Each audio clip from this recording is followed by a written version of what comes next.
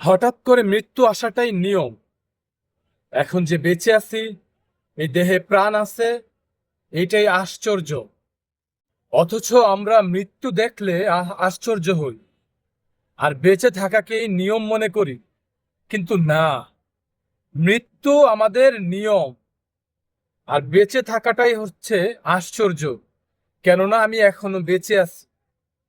তো মৃত্যু তো একটা নিয়ম, আসবেই। তোমার জীবনে তুমি না চাইতেও চলে আসবে। মৃত্যু থেকে পলায়ন করা অসম্ভব। কুল্লু নাফসিন যায়িকাতুল মউত।